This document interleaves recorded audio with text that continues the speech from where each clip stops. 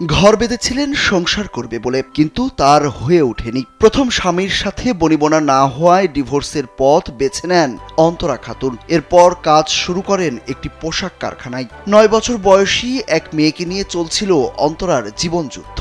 ছোট্ট মেয়েকে নিয়ে রেস্টুরেন্টে খেতে গিয়েই পরিচয় হয় চীনা নাগরিক চেং ন্যাংয়ের সঙ্গে। বন্ধুদের সঙ্গে ঘুরতে ঢাকায় আসেন চেং ন্যাং।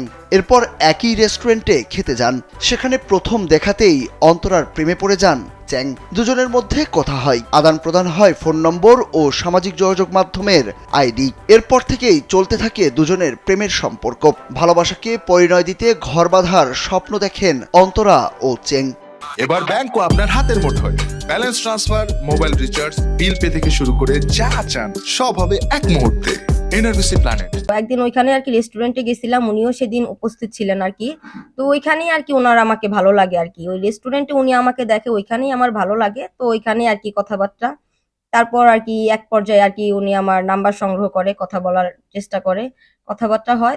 অন্তরা ডিভোর্সি এবং তার 9 বছরের একটি সন্তান আছে জেনেও বিয়ে করতে রাজি হন চেং। এরপর কথা হয় পরিবারের সঙ্গে। দুজনের পরিবারের সম্মতিতে 22 নভেম্বর গাজীপুরের কোর্ট চত্বরে প্রথমে নোটারি পাবলিকের মাধ্যমে বিয়ে সম্পন্ন হয়। আনুষ্ঠানিকতা শেষে স্বামীকে নিয়ে বাবার বাড়িতে ওঠেন অন্তরা।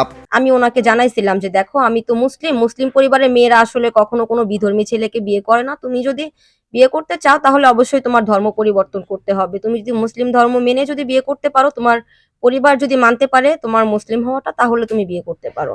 তারপর হচ্ছে উনি মুসলিম হবার পর হচ্ছে আমাদের বিয়ে হয়। মানে খুব বেশি যে ঝামেলা হওয়া এটা আমাদের হয় নাই, কারণ আমি আমার বাবা মায়ের কাছে ফুল সাপোর্ট পাইছি আর কি। সিরাজগঞ্জের কাজীপুর উপজেলার বিয়ারা গ্রামের আব্দুর রশিদের মেয়ে অন্তরা খাতুনের সাথে চীনের হুনান প্রদেশের চেং ন্যাংয়ের বিয়ের বিষয়টি এলাকায় বেশ আলোচনার জন্ম দিয়েছে। নবদম্পতিকে দেখতে ভিড় করছেন পাড়া প্রতিবেশীরা। চেংয়ের সঙ্গে মেয়ের বিয়েতে খুশি অন্তরার বাবা মাও। পরে তো এরকম আমার কিছু ছিল যে অন্য দেশের ছেলেরা অ্যাডজাস্ট হবো কিনা। তখন ওরা দুজনই যখন অ্যাডজাস্ট হয়ে পারছে, তখন হঠাৎ আমার বিবাদ করে নাই, আমি বাবা হিসেবে তাকে আমি সম্মতি দিয়েছি, তোমার যদি ভালো লাগে তুমি করতে পারো। মেয়ে করবো সংসার, দ্বিতীয়ত কথা ভাগ্যে ছিল, হয়ে গেছে। আমি আশা দোয়া করি যে সুখের সংসার করে খাই। আমার মেয়ে তার ঘরে রাখার জিনিস না, যেন আমি ঘরে রাখবো। বাংলাদেশি মেয়েকে বিয়ে করে বাকি জীবনটা সুখে কাটানোর প্রত্যাশা করছেন চেং। তাই তো আর কিছুদিন পরই বাঙালি স্ত্রী অন্তরাকে নিয়ে নিজ দেশের উদ্দেশ্যে পাড়ি জমাবেন চীনা এই যুবক। সুরুজ আহমেদ, কালবেলা।